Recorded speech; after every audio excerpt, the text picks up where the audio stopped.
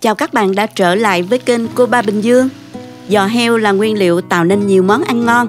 Nhưng nếu bạn chưa có ý tưởng món ăn hay chưa biết phải làm sao để đánh bay mùi hôi của giò heo thì xem ngay video này nhé.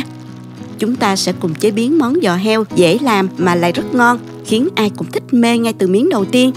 Nào chúng ta cùng vào bếp làm ngay với mình nha. Chúng ta có thể xem những thành phần nguyên liệu chi tiết, hình ảnh nguyên liệu cụ thể để thực hiện món này ở cuối video, hoặc tham khảo những dụng cụ nhà bếp mình hay sử dụng bên dưới phần mô tả của video. Để làm món ăn này, mình có ở đây một cái chân giò khoảng 800g.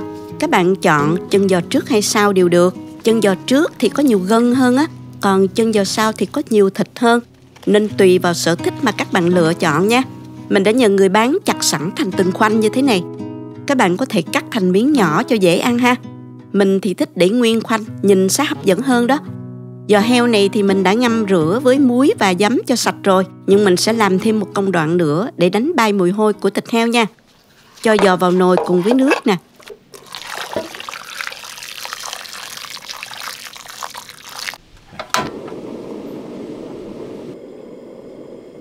Gừng đập dập. Thêm một ít muối. Một ít rượu trắng hoặc giấm. Mình đun sôi khoảng từ 1 đến 2 phút rồi tắt bếp.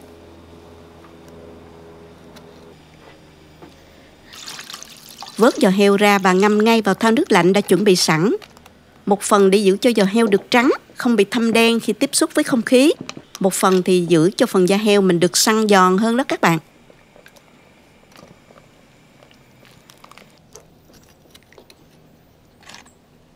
Da heo sau khi luộc sơ, săn lại như thế này thì rất là dễ cạo. Mình lấy một lưỡi dao cạo và cạo đi nốt những phần lông còn sót lại trên da nha.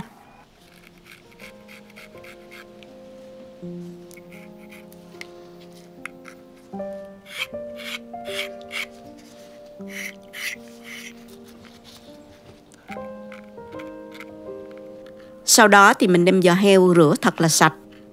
Mình cho vào thau nhỏ này để ướp nha.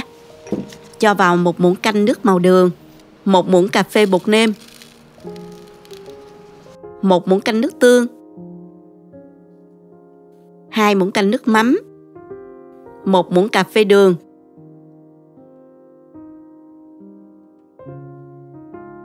1 muỗng canh dầu ăn,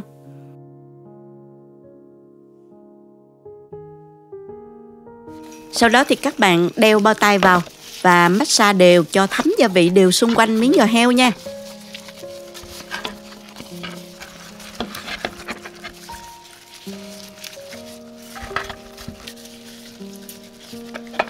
Mình để khoảng từ 15 đến 20 phút cho giò heo thấm. Trong lúc đó thì mình đi sơ chế những nguyên liệu này nha.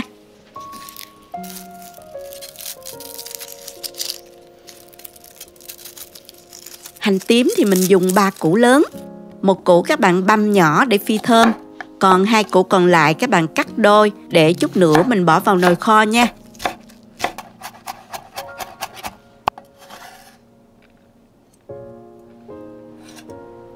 Chuẩn bị thêm vài quả ớt nữa để kho cùng. Ớt thì không thể thiếu nha, để thêm vị cay nhẹ và kích thích vị giác cho món ăn đó các bạn. Gừng thì mình dùng khoảng 10g cắt lát.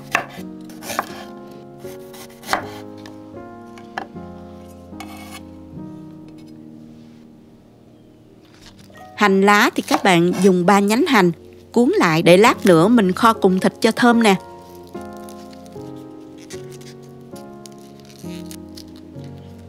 Còn một ít thì mình cắt nhỏ để trang trí sau cùng nha các bạn.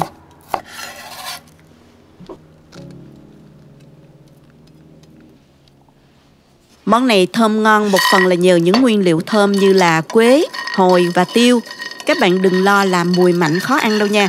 Với một nồi như vậy thì mình dùng 1 nhánh quế nhỏ nè, 2 tay hồi và khoảng 5g tiêu hột. Mùi vừa đủ thơm và không bị nồng đâu các bạn. Cho tất cả gia vị này vào rang cho dậy mùi thơm nha. Đã chuẩn bị xong hết mọi thứ rồi thì mình đi kho thôi. Mình dùng nồi đất này nè. Nồi đất giữ nhiệt và làm cho giò heo mềm ngon hơn rất nhiều đó các bạn. Cho vào nồi một chút dầu. Đợi dầu nóng thì mình cho hành tím vào, phi thơm. Sau đó thì mình tạm tắt bếp và cho giò heo vào đảo đều cho áo hành tím.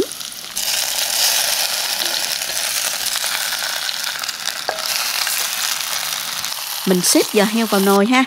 Sau đó thì mình cho vào đây 200ml bia. Các bạn dùng bia loại nào cũng được hết nha. Kế đến là 200ml nước. Sao cho nước ngập xăm xắp thịt nha các bạn. Cho các gia vị thơm vào nồi luôn nè. Quế, tiêu, hồi đã rang thơm, hành lá, hành tím, gừng.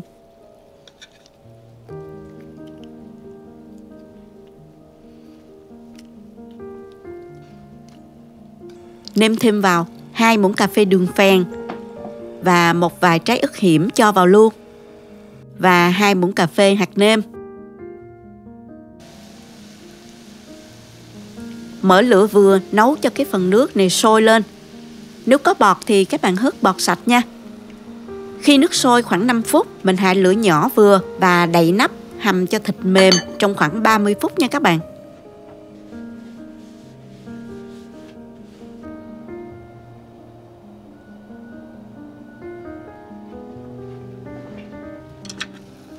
Trong khoảng thời gian nấu thì các bạn nhớ thăm chừng và trở đều thịt nha.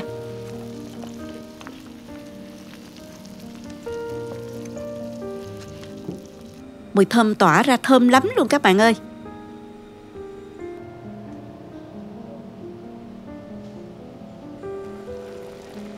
Sau 30 phút thì mình mở nắp ra nè.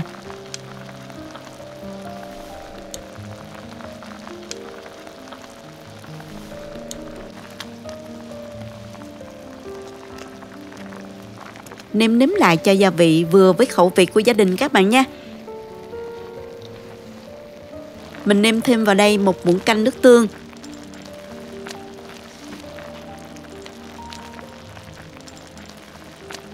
Và 1 muỗng cà phê đường. Đậy nắp lại ôm thêm 15 phút nữa với lửa nhỏ cho thịt mềm nha. Mình ôm cho đến khi nào nước kho rặt lại, còn khoảng 1/3 lượng nước ban đầu là được nha.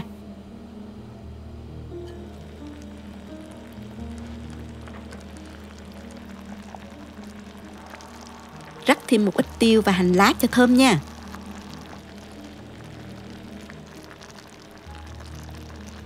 Phần thịt đã mềm rồi và lên màu đẹp như ý rồi. Mình tắt bếp.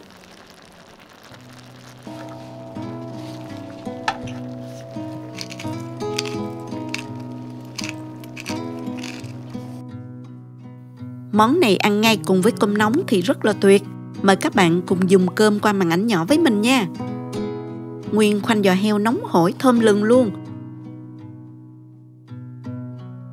Phần da bóng bẩy, rưới thêm một chút nước sốt nữa. Mình thích ăn thịt giò heo vì phần thịt giòn, ít mỡ, không hề bị ngán đâu nha các bạn. Phần da mềm dai thấm vị. Nhờ có bia cùng với các gia vị thơm mà thịt giò heo có mùi thơm đặc trưng rất hấp dẫn, không nồng không gắt, rất là vừa vặn dễ ăn đó các bạn. Món này các bạn có thể nấu cho các bữa cơm hàng ngày hoặc dùng nấu tiệc cũng rất hấp dẫn, nhất là trong không khí lễ hội cuối năm, Tết đến xuân về đã gần kề. Nào cùng vào bếp làm ngay món ăn này với mình nhé các bạn. Chúc các bạn thành công nha.